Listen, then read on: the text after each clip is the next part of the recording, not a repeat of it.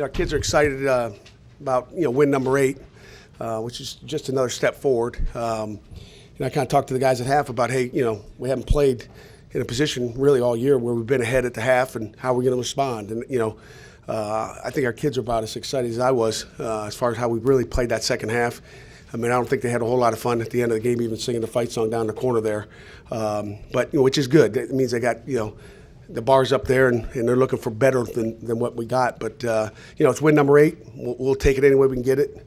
As I said, probably in the Youngstown State game, a win is a win is a win, and they're hard to come by.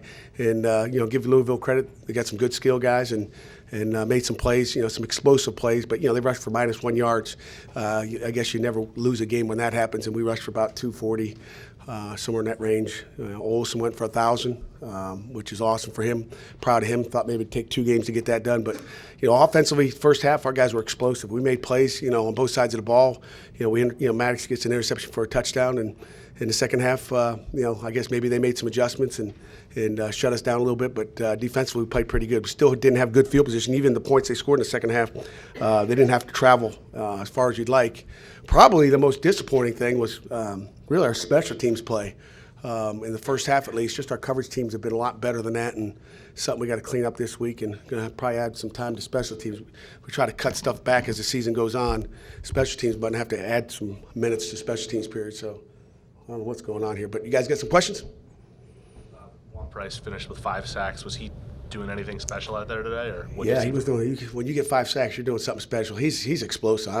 Early in that first quarter, I was like, they can't block Juan. I mean, he was just, staying low, coming around the corner, speed rush. He's fast, and again, he's feeling it. So 5 sacks, that's a giant man's game right there. So I'm proud of him. And we missed a few too, I might add. We missed one on that 4th down and 3. Brought a little bit different pressure and coverage, and they had nowhere to go, and probably should have taken them down there for another 20-yard loss. You mentioned the 4th down play. You had to know that Petrino likes to go for it on 4th down. Did you have a special defense in mind for that situation? Well, we had timeouts left, so I used the timeout just to get with Conk and just talk about it. I want to see what they lined up in, and I'm not sure. We called a timeout really at the last second just to see what they did. And it looked like in the boundary they were going to run a switch turns or switch route into the boundary and empty. But that's why we called a timeout as late as we could, and just to get a look at it and then talk about what we want. But I don't know if we had a special play. It's one of our defense that we run. But when you stop them, it's always special. When they came back in the second half, cut it to a 1-score game, did you get the feeling on the sidelines that the kids were like, oh, here we go again? No, we talked about it at the half. I said, hey, I ain't worried about winning this game. It's just by how many points are we going to win this game? Just that's kind of their attitude. We knew we weren't going to lose the game.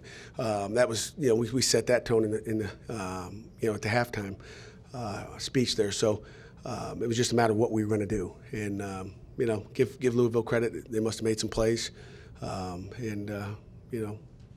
But we made more all day.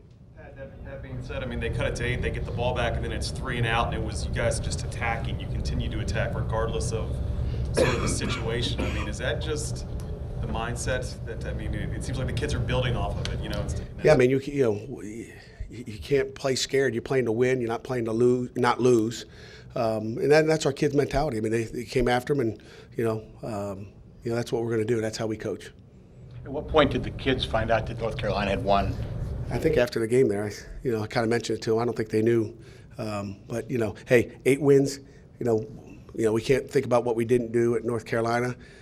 We didn't take care of our business, and North Carolina's a good football team, and, I guess they deserve to be where they are. But I wish we could play. I wish they could have a rematch.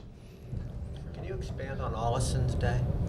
You know what? He's a bull in there. You watch him run, and he's getting more and more comfortable running the ball. And, there was a couple of times he even tripped and fell, which I think he thought he could have another 25, 30 yards a couple of times.